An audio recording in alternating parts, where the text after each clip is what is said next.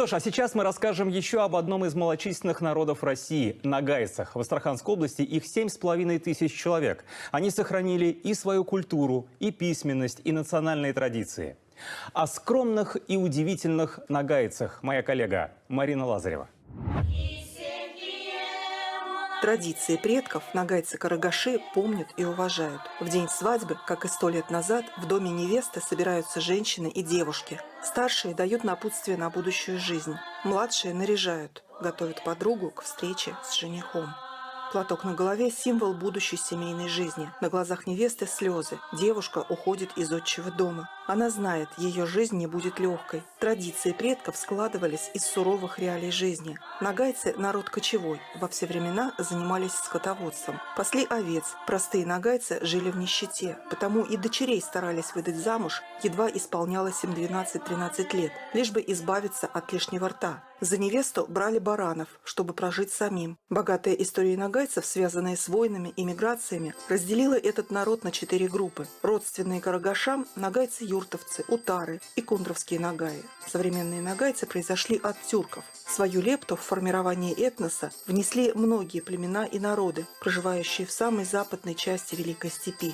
Но самоназвание нагайцы взяли от имени золотоордынского темника Нагая, улус которого во второй половине XIII века занимал земли от левого берега Дуная до Днестра. Сегодня в России проживают немногим более 100 000 этнических нагайцев, из них около 8 000 на территории Астраханской области. Ростопуловка – одно из сел этого края, где живут нагаи-карагаши. На русский язык карагаш переводится как «темный лес», а карагаши – темнолесники, то есть люди, живущие в темном лесу. В Ставропольском крае есть станица Темнолесская. Именно оттуда и пришел в низовье Волги этот народ. Отец Бибинур Аль-Мухамедовой, Кубай Ашигалиев, являлся носителем нагайских традиций, нагайского эпоса. На основе его рассказов многие ученые воссоздавали истинную историю нагайского народа. Когда никто не знал, что такое, кто такие нагайцы, все считали нагайцев татарами, он разговорил, что нет, мы нагайцы, мы выходцы из Кубани, что наши исконные корни оттуда. Наш род Сеид Баба, Сеид Алтаяк. Вот Сеид Баба наш... Жетті күнде батарға, кетті қызлар ятарға. По нагайским обычаям имя ребенку принято давать в первый же день после рождения. В дом приглашают муллу, и он нарекает младенца.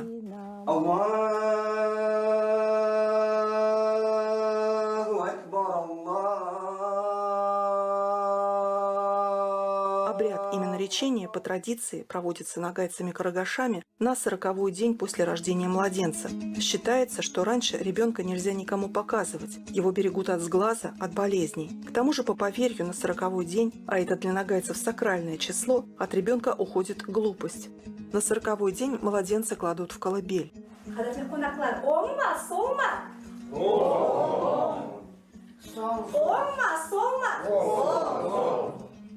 Совершающая обряд именоречения спрашивает у собравшихся, правильно или неправильно кладет она ребенка в кроватку. Ей отвечают правильно, как бы указывая верное направление начавшегося жизненного пути новорожденного. Все обрядовые действия, все движения имеют глубокий смысл. Здесь все подчинено будущему благополучию младенца. Будь то нечетное число одежд старейшин на спинке колыбели, либо щедрое подношение гостей. После окончания обряда именоречения на полу расстилают дастархан. Если в семье нагайца рождается мальчик, в жертву приносят 2 баранов, если девочка – 1. Главное блюдо торжества – голова барана. Голову подносят мулле. Он может разделить ее между гостями сам, а может предоставить это почетное право одному из старейшин. В исконных традициях нагайцев принято сидеть на полу, на так называемом мандере – тюфячке с национальным орнаментом. Но если мужчины могут себе позволить свободу в движениях, то женщины строго соблюдают устои предков. У нас женщины сидят вот так, в одном боку. Раньше мне мама говорила, что это, что должен человек чувствовать прочный фундамент под собой. Как вы видите, у меня даже на кафтане, на шипкене вот такие вот узоры, треугольники. Это обозначает основа, фундамент и верхушка, обращенная к Всевышнему. Ведь юрта тоже имеет конусообразную такую вот форму. Традиционный нагайский костюм и у мужчин, и у женщин простого приталенного кроя. Но если женские кафтаны украшены символами, на мужских ничего лишнего. Главные атрибуты мужского нагайского костюма – папаха, пояс и кинжал. Пояс символизирует статус воина. Чем больше на поясе висячих элементов, тем выше статус его обладателя. В былые времена показаться на улице без пояса равносильно предстать голым перед людьми. На пояс крепился кинжал. Доставать кинжал без надобности нагаец не имел права. И это было оружие, которое доставали самое последнее. То есть, когда вот сломалась шашка, сломалось ружье, это, так скажем, последний шанс. Если человек доставал кинжал, это означало, что он будет биться уже до конца. Нагайка, по-нагайски камши или камча – плеть, которой управляли лошадьми. Сплетенная или сшитая из сыромятной кожи, нагайка находилась в каждой нагайской семье. Нагайку считали сакральным предметом. С помощью нее отгоняли нечисть от живых и мертвых. Чтобы злые духи не коснулись умершего, арбу, на который его везли хоронить, стегали плетками. Живым клали под голову, когда человек спал. А во время обряда именно речения камчой крутили над головой малыша, если это был мальчик. Был такой замечательный нагайский средневековый поэт Досмамбет Тазаула XVI века. И в бою он потерял камчу в своем последнем бою и считал, что нельзя потерять камчу. Это все равно, что тоже честь потерять. Ее нельзя было как-то с ней попросту так обращаться неуважительно. Ее вешали на самое видное место, чтобы домашние знали, кто в доме хозяин. Село Татарская Башмаковка, расположенное в Приволжском районе Астраханской области, населяют в основном юртовские нагайцы. Они – потомки местных нагаев, проживающих здесь еще до присоединения Астраханского ханства к Российской империи в 1556 году. Сами юртовцы свое село называют Казан в честь его основателя Гилы Казана и никак не относят себя к татарам, хотя в советское время такие попытки и предпринимались на самом высоком государственном уровне. Чуть позже нагайцев пытались приравнять и к казахам, но генетические исследования, проведенные уже в 21 веке, показали беспочвенность всех попыток. По словам исследователя-краеведа Амира Мусаева, так называемый монгольский ген составляет у казахов 90% от общего количества генов, в то время как у нагайцев он не дотягивает и до 10%. Нагайцы имеют свой язык и свою письменность. Сегодня нагайские тексты создаются на кириллице, но было время, когда нагайское письмо имело в своем составе и латиницу, и арабский алфавит. Однако первыми элементами письменности нагайцев были руны, ставшие основой родоплеменных знаков. У каждого нагайского рода был свой отличный от других знак. По-тюркски – тамга. Тамгу утверждал для рода глава семейства – отец. Тамгу наносили на оружие, домашнюю утварь, на жилище. Тамгами метили скотину. Когда человек умирал, тамгу наносили на надгробие. На старом сельском кладбище Татарской Башмаковки сохранилось много подобных захоронений. В непосредственной близости друг от друга лежат представители одного рода. Это видно по одинаковым тамгам, но некоторые тамги имеют все же отличия.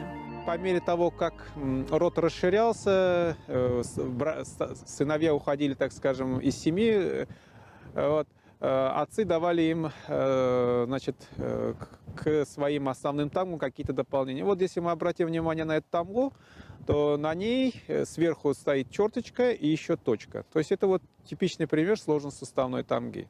То есть она показывает, как род делился на определенные ветви. Ну, здесь показано, да, что представитель, вернее, покойник, который лежит в этой самой могиле, он, видимо, там является носителем данной тамги в третьем, четвертом, пятом поколении. Испокон веков каждый нагаец хранил знания о принадлежности к тому или иному роду. В селах юртовских нагайцев представители одного рода обычно селились рядом, разделяя села на кварталы. Каждый квартал имел свое название и свою мечеть. Но в конце XIX века, после перевода юртовских нагайцев из категории служивых в категорию государственных крестьян, родоплеменные названия стали постепенно стираться. Фамилий нагайцы не имели вплоть до Октябрьской революции 1917 года. Чтобы хоть как-то отличать друг друга, юртовские нагайцы ввели в обиход родовые прозвища. Свои отличительные самоназвания имел каждый род. Эти прозвища используются и сегодня. Ну, прозвищ много. Алаш, прозвище... Алаш, кстати, это родовое название. Есть прозвища, связанные с этими, какие-то вот животные эти термины используют, названия животных, да, бытовые и прочие. И когда вот это прозвище произносят, сразу местные определяются, говорят, вот об этом идет речь. Тамга – принадлежность к роду. Необходимость в тамгах сохранялась, пока нагайцы жили родовой общиной. Позже, при переходе к соседской общине, надобность в тамгах практически отпала. Тамги ушли в забвение. Но сегодня с ростом нагайского самосознания эти отличительные знаки рода вновь возрождаются. У хана Нагая, рода основателя нагайцев, тоже была своя тамга, ставшая ныне отличительным знаком целого народа. Сегодня эта тамга, нанесенная на национальное знамя, хранится в каждой нагайской семье, в каждом доме. Ее наклеивают на сотовые телефоны, на автомобили. Она присутствует на свадьбах и других значимых событиях в жизни нагайцев. Идет возрождение самосознания нагайского народа, возрождение традиций, обычаев, языка. Наши бабушки, дедушки всегда нам говорили «без нугайлар», что переводится «мы нагайцы». Как бы нас другие народы не называли, внутри, в наших кланах, в наших семьях, внутри нашей общины мы всегда друг друга называли нугайлар.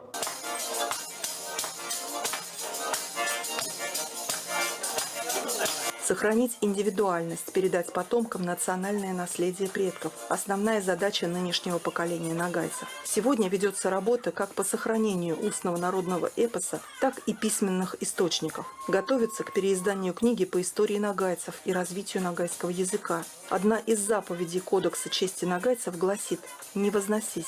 Это значит, каких бы высот ни достиг нагайец в жизни, он не должен кичиться заслугами. Не он про себя скажет, но люди отметят его достоинство. Так и живут нагайцы. Малый, но самодостаточный народ России.